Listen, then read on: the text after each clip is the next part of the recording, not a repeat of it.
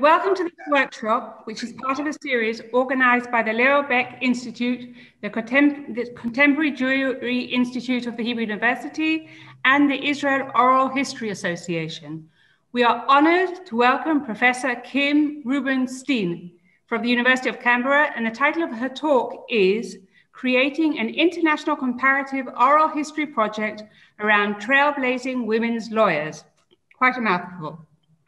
Kim Rubenstein is Australia's leading expert on citizenship, both around its formal legal status and in law's intersection with broader normative notions of citizenship as membership and participation.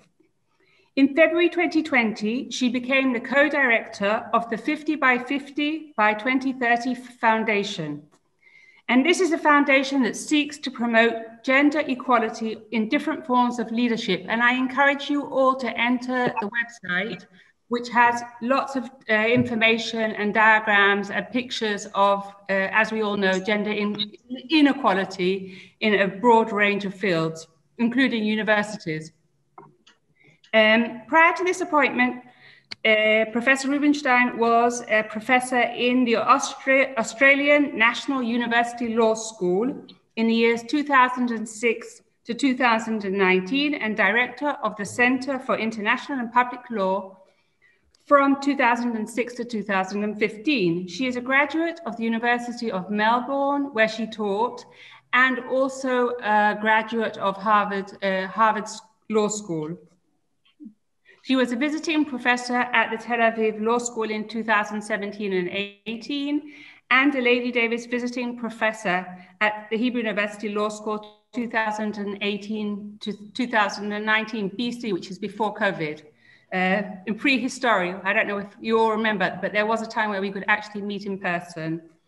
In 2005, the American Bar Association's Commission on Women in the Profession initiated a national oral history project named the Women Trailblazers in the Law. So this is the idea that women are ignored and hidden, and it's very important to write women back into history. 100 outstanding senior women lawyers were asked to give their personal and professional histories in interviews conducted by younger colleagues. This project inspired Kim's work. In this presentation, she will discuss her oral history work on trailblazing women lawyers in Australia and her pilot work that she did in Israel in the last 3 years. Her work is supported by the National Library of Australia and an Australian Research Council grant. She's now working on this project, linking the valuable life stories of women lawyers already recorded in Canada and America, and it's also being recorded at the moment in the UK. So the floor is yours. Thank you very much. Thank you so much, Rachel, and thank you, Yael, and to Sharon for enabling me to participate in this wonderful series that the Oral History Association of Israel has been conducting with the Leo Baeck Centre for some time. Yael, I was just thinking, is it possible to record this? Just so that for other people... It is being recorded. It is being recorded. Fantastic. Excellent. That's great. Sorry, I forgot to ask that beforehand. So first of all, as I said, I want to thank you all for the opportunity to link in with you and meet some of you for the first time, and to see many familiar faces of those friends who I've met on various occasions in Israel, or some who are have been living in Israel for a long time, but who are originally friends from Australia. So this, one of the silver linings of COVID, of course, is that ability to connect in a much more straightforward way online, rather than having to travel, for those of us from Australia, thousands of hours or thousands of kilometres over many, many hours to get to see you. And in fact, as Rachel just said, over the last couple of years, I have had the opportunity of spending time in Israel with many of you here. And I'm wanting to reflect on some of that experience in the context of the work on oral history. And if not for COVID, I would have wanted to be here in person in Yerushalayim. But of course, I think this is a much better scenario for this time and place post-COVID, as Rachel said. I thought what I would do in terms of my 40 minutes or so, or 35 minutes left before I open it up to discussion, what I would do today is really break this into 3 questions. Why choose women lawyers for oral histories? And in some ways, I'm keen to get some feedback from the oral historians here in terms of thinking about the place of oral history in terms of broader questions about society. And of course, as Rachel said, my current work in terms of gender equality has flown on in some ways very much from my thinking that has resulted from my oral history work with Trailblazing Women lawyers about the role of women as active citizens in the public sphere in society and reflecting more, as was the motivation right from the start, but quite profoundly, I think, the more I've engaged with those stories and had the privilege of hearing some of those stories, to think through the ramifications for broader gender equity issues in society about women and leadership and women's participation, and what we can learn from those women who have been trailblazers in areas in which traditionally have been the preserve, and certainly the majority of positions have been of men. So why women lawyers? Secondly, the how of oral histories with women lawyers. And within that how, to reflect on the methodology of the breadth of background and lawyering that is done, because there is one, I think, reality about legal the legal discipline as a frame for teaching and pedagogy that teaches certain skill sets and capacities that enable a range of different occupations to flow from that legal training. And so in thinking through who to interview in a project such as this, both in a local sense within a country, but then thinking through further in terms of the comparative capacity from such a project, what might be plumbed or unearthed by thinking through the diversity of the practice of law, and also in terms of the how, in terms of reflecting from the starting point of the subject themselves or herself in this context, of the diversity of life experience beyond the law. That is, the different backgrounds of women who have come to law, what motivated them to want to be lawyers, what is it about their identity and their upbringing or their place, their geography, or other aspects of identity that are relevant. And one of the most profound aspects of my first large tranche of 50 women lawyers in Australia has been to think through notions of intersectionality in a more significant way. So thinking through gender as one aspect that is relevant and important to interrogate, but lay it on top of gender, those other aspects of identity. And that I'll come back to it momentarily in terms of what prompted me to think about the specific project in Israel and the potential comparisons and the comparisons that I'm keen to develop further in relation to the comparisons between Israel and Australia. And thirdly, and really the topic of this, this presentation in the where to next in terms of the broader comparative international project, given that there is now there are now collections in America, in Australia, the burgeoning Israeli collection, work that's being done in England that I'll come back to, and some work that's being done in Canada.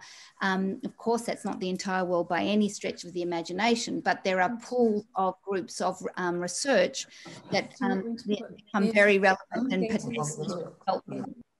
So that's the frame. So why, the how, and the where to next is what I'll do over the next period. Just to flesh out the why, and I'll share my screen on and off here, and start off by referring back to where Rachel started us off, and I'll just share here. This is the American Bar Association's website on women trailblazers, and I'm even going to cut and paste that into the chat function in a moment. But this project I became aware of, and the why links into this from time that I'd spent in America myself when I was at Harvard, but also connections with other women lawyers in America, Vicky Jackson in particular, who's now at Harvard University, who shared with me information about this project, knowing that I was very interested in biography. So I, right from the sort of the end of my time at Harvard and before I actually began my career as an academic, the 6 months in between, I started interviewing my former principal to start writing her biography. Now that was 27 years ago, and I can announce that in the next few months that will be published. So it only took 27 years to write that. It was an extracurricular activity, but it has meant that throughout my professional life, I've always been interested in life stories and of women, and I'd been motivated by Jill Kerr-Conway's book, In Her Own Voice, which reflected on why there are few women's biographies compared to men, and how women generally do not think that it is important, or do not think, I mean, there are so many gendered aspects to reflect on here, but that it is not the norm for women to sit down and write their memoirs or seek out their biographies to be written.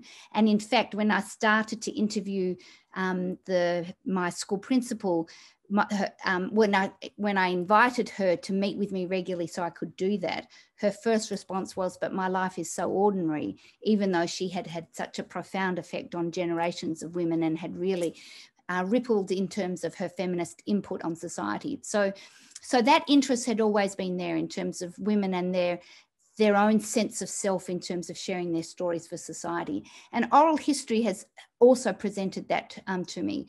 So this Women Trailblazers project, which I'll stop sharing now, and I'll just go back into the to share with you all, because I can do that for everyone in the chat function. I'll just share that link if you're interested in going back to it, was one of the motivations.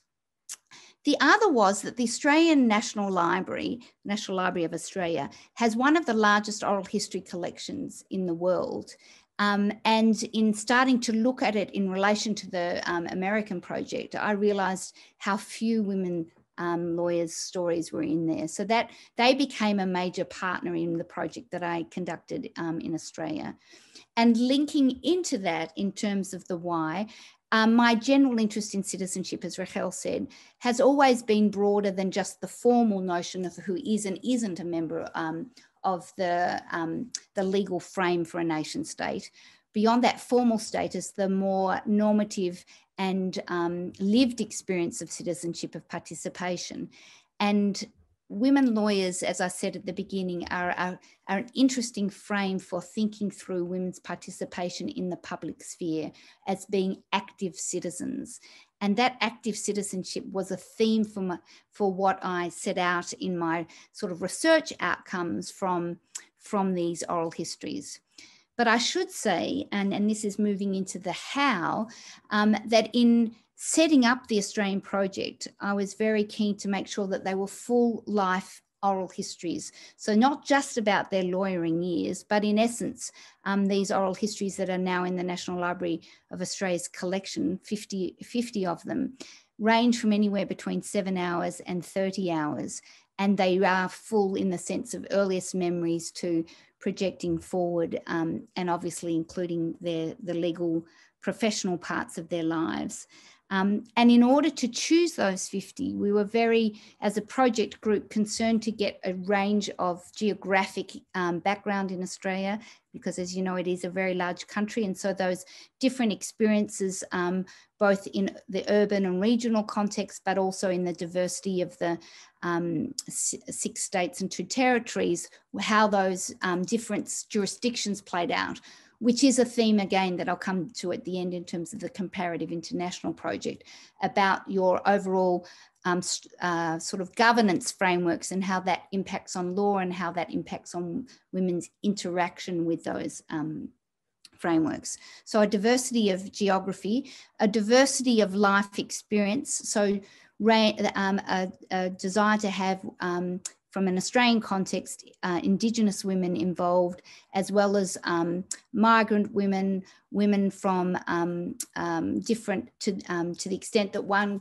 can identify different ethnic backgrounds, different identities in terms of sexuality, to the extent that we could again uncover, and it certainly did play out, class, which becomes quite significant, so, and age. And then layered onto that, the lawyering, the different lawyering that was conducted. So beyond the traditional advocate, or what we call in Australia barrister and solicitor and judge, the idea of parliamentary drafters, people who write the legislation, politicians who are legally trained, advocates in international context from representing Australia, all those sorts of different ways of lawyering that layered upon it. So there is a very rich collection in Australia. But what led me in the how to then choose Israel as my next point of call, apart from, of course, my own personal desire to spend time in Israel, and over those periods that I was visiting professor, children who'd finished high school and were in their schnutties in Israel, and so an added desire to spend some more significant time in Israel, was a recognition that of this intersectionality point. And several of my interviewees in Australia were Jewish women, and I had plumbed and had been interested to what extent their Jewish identity had played into their desire to be a lawyer, the ways in which they saw themselves as lawyers, the way they saw law as a tool for change, and the way law interacted with their experiences being Jewish Australians as a minority in Australia. And so part of the genesis of the project in Israel was to think through, well, that has an impact in terms of women, Jewish women being in a minority in Australia. To what extent does that alter things when one thinks about being Jewish women being more in the majority in Israel? How does that play out in terms of reflections on the role of law in society in terms of protecting the rights of minorities? And to that extent, I was also interested in interviewing Palestinian women lawyers in Israel. And that is part of my longer term project with the Israeli project, of being able to reflect on those differences in terms of minority majority experience and being a woman lawyer. And there is already some interesting work that is being done in Israel. I had the privilege of meeting Bana Shugri, who I think is participating here, who's doing a PhD on this very topic. So there's a great opportunity for further collaboration in relation to those aspects of the work. But also in terms of the interaction with issues to do with human rights. And so the first two substantial oral histories that I did in Israel were with Frances Radai, who I think has just recently joined in here, and also Professor Ruth Lapido. With Frances, I had the privilege of conducting just under 20 hours of oral history interview, and with Ruth just under 5 hours. And both of them eminent, both academic lawyers, but also practitioners. And I think that that also is really interesting in terms of thinking through law as a means for influencing social change and rights protection, and how much of Frances' own life story was relevant to her impetus to be a lawyer, that who not only was a significant and continues to be a significant educator, but also someone who was a litigator and who worked in the women's rights network. Now, just before I arrived in Israel to conduct Frances's interview, Frances was just finishing this book, which is a profound and significant contribution, Economic Woman, Gendering Inequality in the Age of Capital. And in this book, Frances has a preface, and I received the book after I'd done the interview, but before my return trip last year. And I'm in the process of writing something in reflecting on Frances's oral history and the output in this book. And again, I think oral history has become a very interesting framework for those of us who are researchers to think about what influences us with our research, what influences us in who we choose to do oral histories with, or the subject of oral history that we're interested in. I mean, mine is very obvious as a Jewish woman lawyer that I'm now interviewing others. And I've written a piece, which again, I can share afterwards, that I shared with Rachel beforehand, doing a little bit of that autoethnographic analysis of which is, of course, a significant issue in any oral history about the relationship between the interviewer and the interviewee and what we bring as interviewers to the oral history. Of course, that person's life is their life, but there are so many ways into asking questions and reflecting on those individuals' lives. So that, I think, is something, again, that comes out of both my own experience, but also in thinking through in the comparative context in Israel. When I was back for the second visit last year, I also began an interview with a young woman lawyer, Miriam Zalkind. Now, Miriam I had met when she was actually visiting Australia in between those two visits to Israel. At that time, she was the lawyer for the Israel Women's Network and doing a lot of wonderful advocacy work. And I did an in conversation with her at an Australian Limwood Oz program. And in talking to Miriam, and again, and with all of these interviews, I check with the interviewees as to how much I can share publicly. But one of the aspects of Miriam's life that drew me to want to interview her as part of what I hope will become a larger cohort in Israel is that she had started her life as within the ultra-Orthodox community in Israel and had chosen to leave that at some point and been compelled to work in the sort of feminist framework, and in doing some of the work in the feminist framework had been drawn to then go back to law as a way to implement her desire to see social change in relation to gender issues. And again, because of her different background, I thought, and as a younger woman, and generationally, I think there are very interesting questions to be interrogating as well. We began that interview, which I'd hoped to continue exactly this January, but we'll have to wait to be continued later on. But ultimately, in those last two visits, I have, with the help of many of you in this webinar room now, developed a very long list of potential interviewees with Israeli women lawyers or Palestinian women lawyers who I think will add to this intersectional approach that I think is important to layer into our analysis of women's life experiences and the ways in which they interrogate with the world or within the professional world here that I'm talking about. There's more I can say on those, but perhaps we can come back to you as part of the Israel Oral History Association for your ideas of developing that. Or the last point I would make in relation to Israel is that because I'd conducted all that work with the National Library of Australia, I made contact with the National Library of Israel.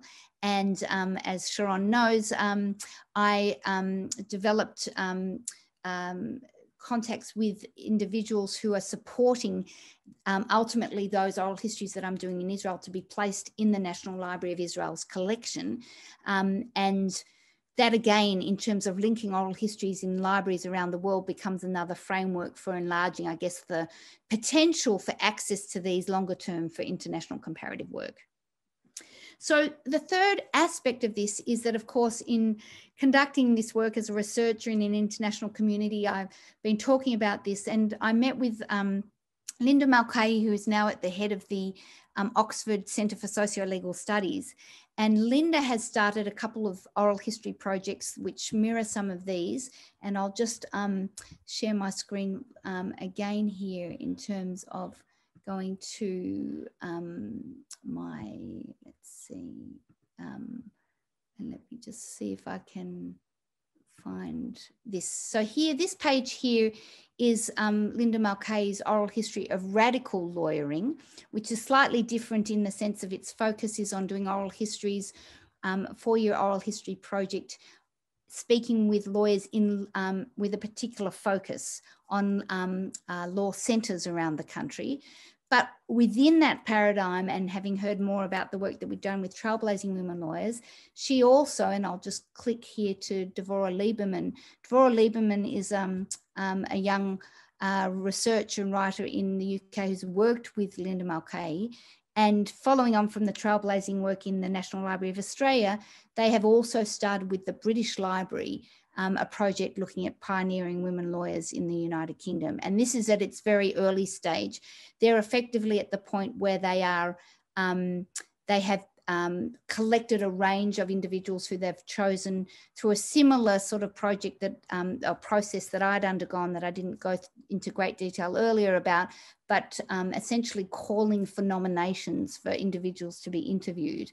And they've done that. They've identified a range of women. And again, I will share some of these links before the end of this so that we can come back, or you can go back and have a look at some of these later. So what I will do now is stop my sharing. So there are a couple of the projects that are happening around the world at this moment in terms of being developed. So there's the English one in your chat function. And so in the next 10 minutes or so, what I thought I would talk about, and again, be very keen to get your feedback on this, is the potential here for connecting the American Trailblazing Women Lawyers project, the Australian project, the burgeoning Israeli project, the English project, to start thinking about ways in which it would be helpful to compare and contrast.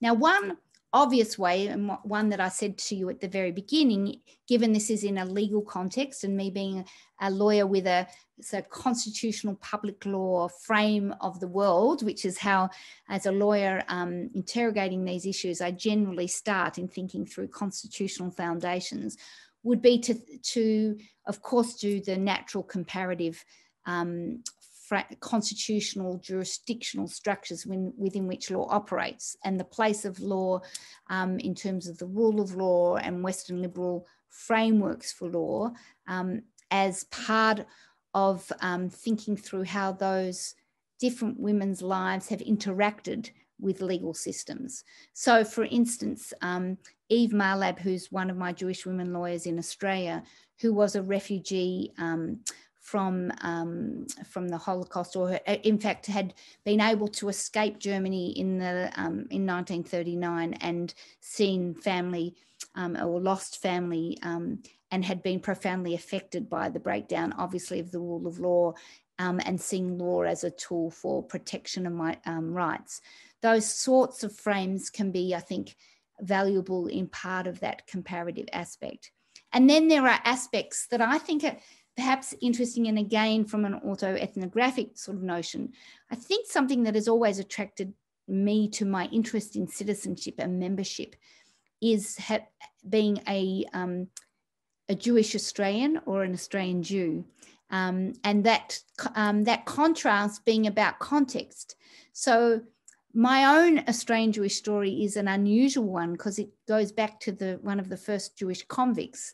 One of my ancestors, Henry Cohen, came out to Australia in at the time of the English colonial experience of sending out the convicts, and so I'm sixth generation Jewish Australian. Yet, of course, the majority of the Jewish community in Australia is Holocaust survivor community, and that juxtaposition of my own sense of membership and its relevance to the way I think I was drawn to law as a framework for rights protection, for regulation of membership. Certainly that was part of the impetus for the Israel-Australia comparison. And so whether Jewish women lawyers around the world becomes part of that comparative frame, I mean, I do think it would be valuable. So for instance, I've started to mine the American Trailblazing Women Lawyers project to see how many of those Jewish women have spoken about their Jewish identity in relation to their choice of lawyering. And I think there's obviously the potential by the nature of the Jewish diaspora to be doing that in the UK and in Canada as well. So that is one aspect. Again, from the Australian and Israeli context, the Indigenous experience. So in those colonial experiences, how the Indigenous populations respond to the colonizing force, and how law has, obviously been a tool within that colonizing force, but how those Indigenous populations engage with law and either use law or see law as, a site for contestation. That, I think, would also be interesting in a comparative sense from the different countries' perspective, and comparing the Indigenous women lawyers in each of those jurisdictions and comparing those experiences. But I think that there'd also, again, generationally, be interesting comparisons, and certainly from a feminist perspective, to think through women's rights protection in each of those different countries and compare the formal legal changes that occurred, the right to vote when that occurred, the right to practice law in a comparative sense, and somehow charting the impact in those different countries on those individual women's stories, as again another frame in a comparative sense. So there are a few of the areas. Ultimately, it's the ideal of this project to continue. COVID certainly has put a slow motion impact, has led to it being in slow motion. But ultimately, I think my own personal aim is to come back and continue in Israel when I next can, to enlarge the Israeli collection, and as a way then also of working with Linda Mulcahy and in the United Kingdom, reconnecting with the project managers of the American Bar Association's project, who I did contact at the very beginning of my project. I should say, for the American Bar Association, that Jill Norgren has written this book, Stories from Trailblazing Women Lawyers, and that book is quite rich. When I applied for the funds for the Australian project, my long-term objective is to write a book from the 50 or so oral histories in the Australian project. That's going to be a longer-term project. But back to sharing again, one of the key outputs from the Australian project, and again might be a basis for the potential comparative work, is an online exhibition which we developed with the National Library of Australia. And I'll just go back to find where I am here. Excuse me. So this screen that I'm sharing here is one of the major outputs from the Australian project, which is an online exhibition, which, again, with my theme of citizenship, we've called the Australian Women Lawyers as Active Citizens. And in this tab here, where I'm moving across, you can see that there is the oral history tabs, and when you click on that, it lists those 50 women who we interviewed. And I haven't shared earlier, but of those 50, about 12 of them are fully accessible, whereby you can actually go in to from where we're sitting. And I might just quickly, seeing I've got a few more minutes, show you an example of this and what the potential could be longer term.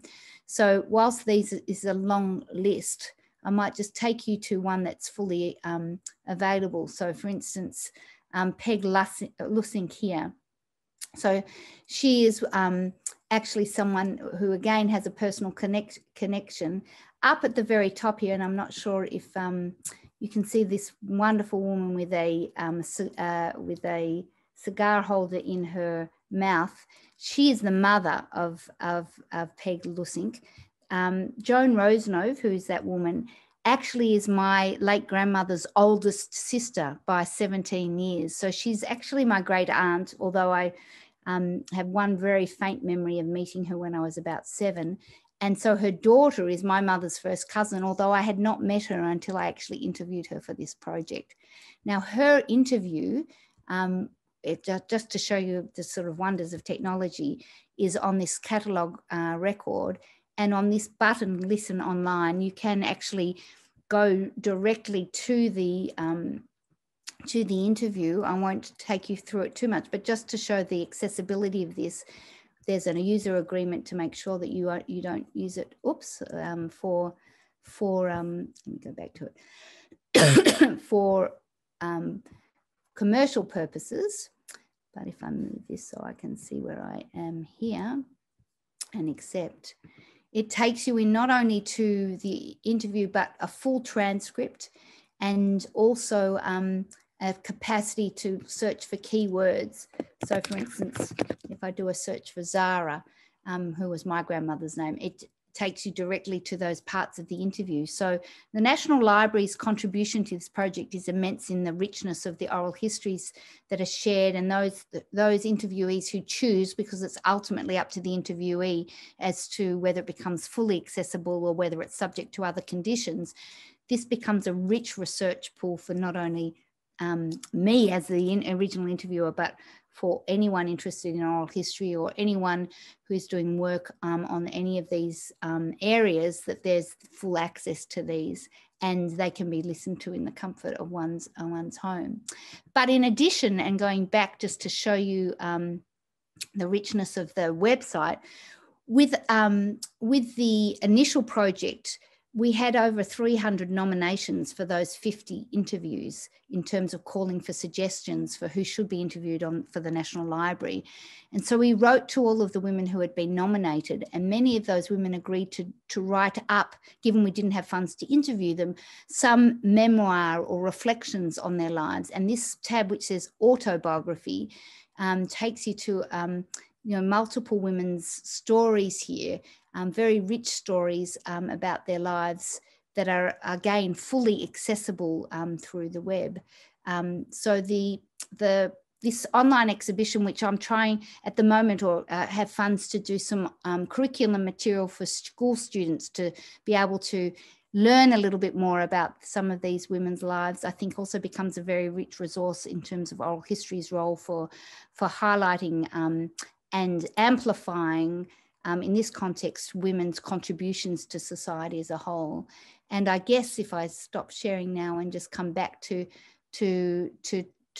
finalise these comments, there is so much potential, obviously, with the outputs of oral history, both in national institutional senses of collections, of amplifying women's stories and individuals' life stories in a national context. But I think also that there are, and this again comes back to the work I'm doing at the 50/50 by 2030 Foundation, the possibility to drill down into and interrogate and analyse the experiences of some of these women as they've engaged with the public sphere, and to think through ways in which society might benefit from those stories to move towards a more an equality of citizenship in terms of public participation of women as we move forward. And I think if COVID has done plenty of things, but it's certainly amplified many inequalities in society, and the role, I think, of women in the public sphere to hear more of their life experiences to play into decision-making in the public sphere, I think can only benefit all of us. So I'll leave it at that. And I think benefiting all of us in an international sense in a comparative project would be an amplification of that. Okay, so I'll finish that there, but more than happy to pick up on any of the points that any of you find of particular interest in a discussion. Thank you very much, Kim, for your fascinating talk. Can I, as a moderator, have the benefit of the first question? As a lawyer in Israel, I experienced a lot of discrimination, and I wondered whether gender discrimination is something you have encountered in your interviews. Yes. Yeah. So a very pronounced theme, of course, has been the experience of discrimination. But again, it is very interesting about how that perception of discrimination can be contextualized, and how this notion of intersectionality came more clearly into my mind. And in fact, the cousin of my mother's who I interviewed, who's now in her 90s and still very, very active she was the first woman in her state to become a judge on the family court. And she was one of the first women partners in a big commercial law firm. Now, when she became a partner in that law firm, she told me this wonderful story. She'd actually gone back to law.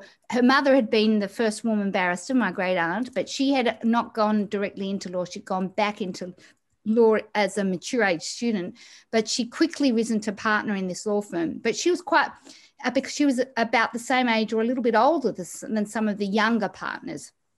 And one of the younger partners, when she'd been made partner, came up to her and said, "We want to tell you that as a partner, you are now invited at the end of each day, the partners join together to have a drink at the end of the day." And she sort of looked at him and she said, "Oh, that's very kind." She said, "But I go home and have a drink with my husband. So you can let them know that I would prefer not to." And this fellow turned to her and he said, "Oh, they will all be so relieved." Laughed and laughed. And then she turned to me and she said, "But I never felt discriminated against." And, in reflecting, for her, that wasn't something that was discriminatory because she didn't really want to be with them anyway either. And then when I reflected on her role more, I was, aware that, first of all, her mother had been a lawyer. So she was born into a legal family. She, by virtue of that, she was already in some respects. And certainly from a class perspective, she was in. So that gender was really the only othering that was going on. And to that extent, that was a norm for her. And so she didn't feel discriminated by that. Yet for some of the other women who had not had those family connections and who had not had those experiences, they did feel the discrimination more acutely and also saw that they had a responsibility to change it. And I don't think those older women who were already in other respects did feel the commitment necessarily to changing those discriminatory frameworks. But I think it is without doubt a common theme throughout. But it is interesting to reflect on how different women responded to that discrimination. Thank you. I don't know your name, but there's a question here from R. Bison. Okay, so the question. Hi. So the question is from Rivka Weil. Kim, hi, it's wonderful to see you. Thank you for coming. It's so lovely to see you too.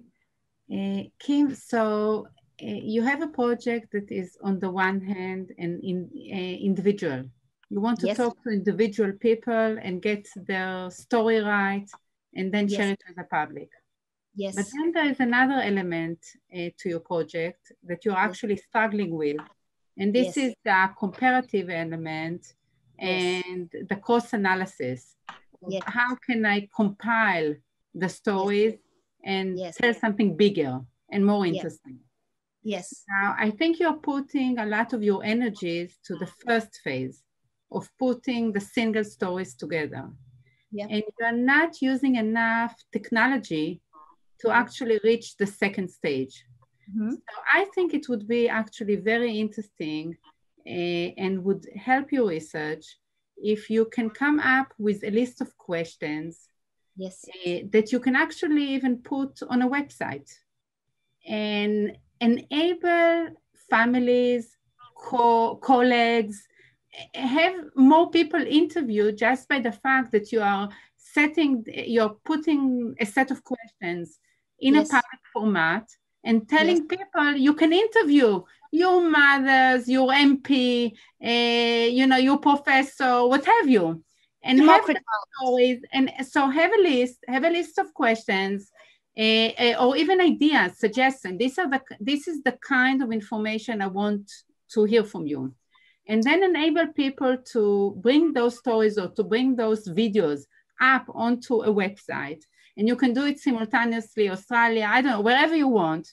And then you can even differentiate in the website between, the the kind of interviews that you're doing on a personal level and the kind of stories that the public is doing, because we are so late in the game. Like women's stories are not out there, from the Bible time till now, we are not in the story. So you're so late into the game. You better use the technology to move the process forward so much faster. Now, once you have this communal interest in which others assist you, right? The same actually applies with the Holocaust Project, where you have, volunteers interviewing Holocaust survivors and, and making the videos, etc. So they understood that they are racing against time, and then put a set of questions, and, and it goes even without, a particular, you don't need to be involved in order to gain the information. Now, if you do that, you can have much more time to spend on the second phase, which I think is very important, to get out there as fast as you can, the analysis across the board of, what are the common themes? What are the common individual traits? What makes a woman into a superstar? Yeah. So first of all, wonderful suggestions, Rivka. I want to share that the Jewish Women's Archive, which is a wonderful resource run through America, that built on some of the work that Alice Shalvy's husband had compiled in Israel of some of the Israeli sort of women who are now on that Jewish Women's Archive, have started a project like that. And I'll go and find it to share with everyone so it can be sent around afterwards, encouraging women to interview their mothers, all those democratizing aspects of it. And I think that is a really wonderful initiative. And I think I agree with you, if there's a way of connecting that broader feminist objective of getting women's life stories more acknowledged and into the public domain, and as a norm that is something that we as a society should always be affirming, and it's not just the traditional public figures that we interview. With this project, there are a set of questions that have sort of driven my Australian research, which is still I've had a few chapters and so forth coming out, and in fact one of the other websites that I can cut and paste in is the sort of original website of my Australian project, which has a list of questions in terms of the place of women as lawyers. And I'll just see if I can quickly bring that up, because I don't want to take off everyone else's time. But just to share, where is it? Not there. I've got it just here. This project here, in terms of the methods of it, looks at some of these questions, key research questions, which could be, mirrored and compared around the world. I'll move my own thing if you're looking at my screen here.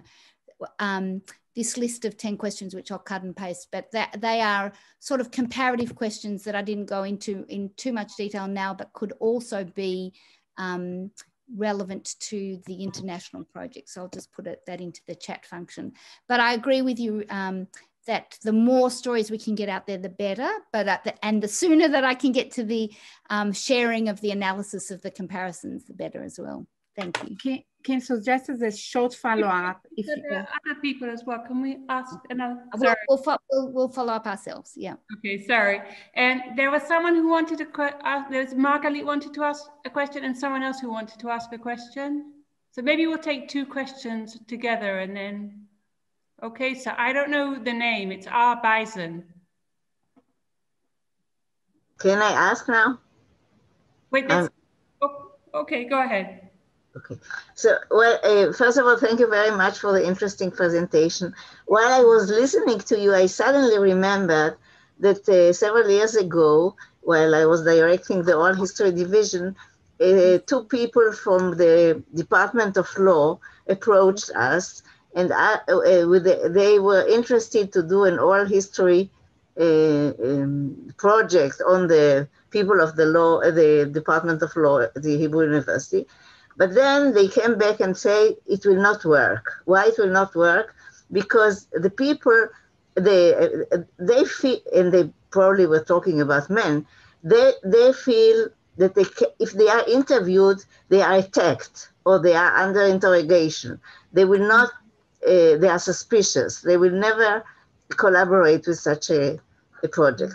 And while I was listening to you, you were talking about women who are very interested to participate and contributed generously. Yeah. So the question is it something, a question of gender? Is it a question of period? I don't know. Yes, it's fascinating. Can we take another question first, and then Kim will answer them together? Okay. No, okay. There's someone who wants to ask a question, and I don't know. Hello, I don't know names. Maybe I'll ask. Okay. It follows on from Marguerite Bergerano. I think that Kim is particularly empathetic as an interviewer and encourages participation at a very high level.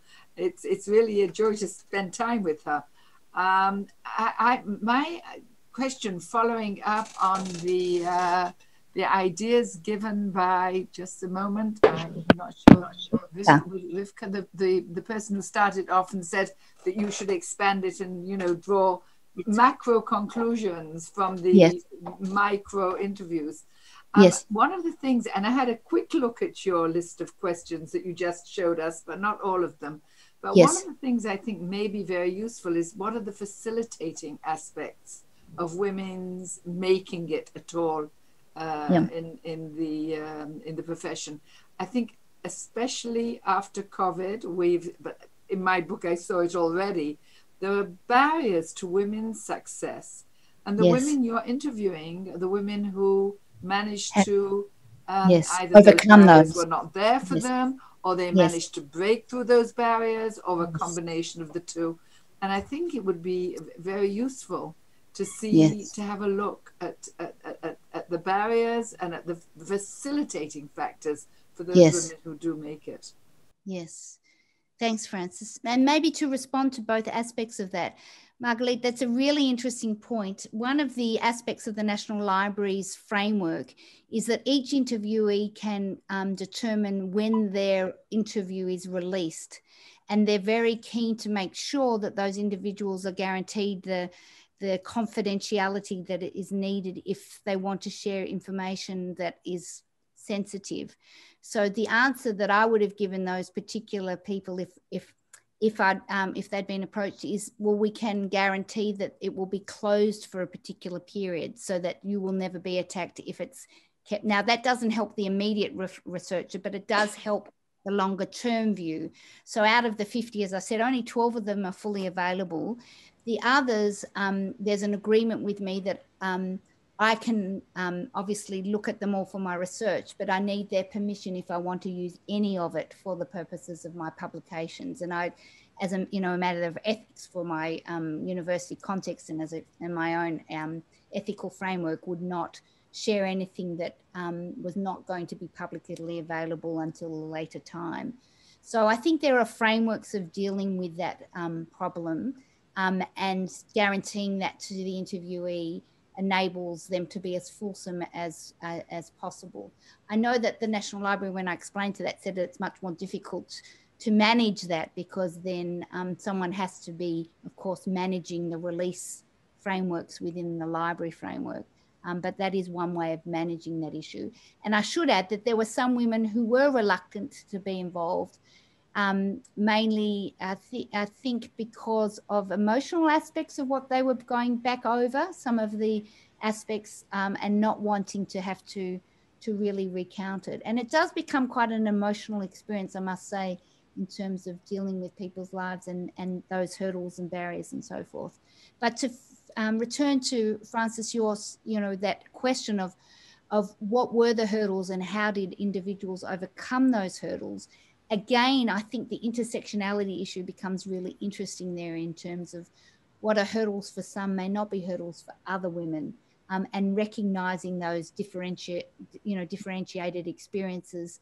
And then, of course, women in society as a whole in terms of the gendered norms of society, the nature of supporting a woman and family life, all of those sort of broader gender equity issues play out professionally as well. And they can be, I think, very usefully part of a comparative project. So I think that's really helpful.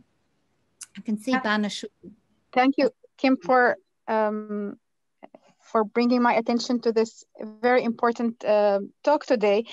And I wanted to elaborate on what Bajarano, I don't remember her first name, said, because I've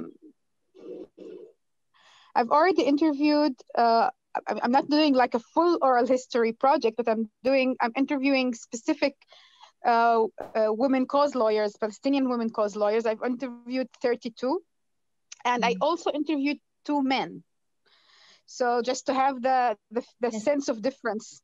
Yes. And I think surprisingly, only one of the women, when I was asking questions, she said, although she gave me like, she said in the beginning that she can allow only for 1.5 hours of an interview. So I had like to ask questions. And then after, I think the second or third question, she said, stop it. I feel interrogated. This is not the Shabak here. Mm-hmm. And so with that woman, I think what helped was, well, first to recognize, well, you know, although both of us came from the same, let's say, intersectional identities, personal identities, and worked in similar issues and organizations, recognizing her fear was very important. You know, mm-hmm. Then say, okay, then we'll stop and you lead it. And once I gave her to lead it, yes. and the 1.5 hour ended, she said, wow, but I'm not done. I need more time. Mm-hmm. And we scheduled for additional interview that longed for 4 hours. Yes. So I think empathy is very important, and being very honest and very following all the ethical measures is very important. And probably we, as Kim said, we women are kind of fused to talk to each other. But then this is kind of part of my worries academically. Being an indigenous researcher, the vast majority of the interviewees said if this was someone else, we would never even agreed for the interview. So here is the thing is, okay, so if they agreed to give their stories for research in general, or only for one researcher, then what can I share and how can I share it? And therefore I feel that there's much more work that need to be done methodologically, so mm-hmm. that we can be honest, be honest as academic and not biased, and at the same time ethically committed to our interviewees. Mm. Very interesting. I might add, Bana, that is a slight difference. I mean, I do have the researcher aspect to my work, but certainly for the National Library's collection, their entire whole of life oral histories. And as Francis just sort of intimated, we didn't have a clear sense of how long it would take. But because of the nature of being whole of life and it not being only about, say, for instance, Francis's lawyering, but her entire life, that when you get into an interview, which is much more about the whole person, and you're giving that person the opportunity to tell their story rather than to interrogate them, it does provide for a very rich and deep engagement from which research can flow, but it's not, I haven't ever gone into those interviews just with my research hat on. And, as I said, the shortest has been around 6 or 7 hours, obviously not in one go, over a series. And so that contrast, Bana, might be interesting in terms of the researcher going in for a specific end, as opposed to creating a whole of life oral history and then from that drawing out different aspects for research purposes. Both have ethical issues in any context. But. So thank you very much to Kim for a fascinating talk and her discussion of methodology, which in oral history is always a very important and complicated aspect. And we all look forward very much to reading your book when it comes out. And thank you to all the participants, and health and happiness and all the best.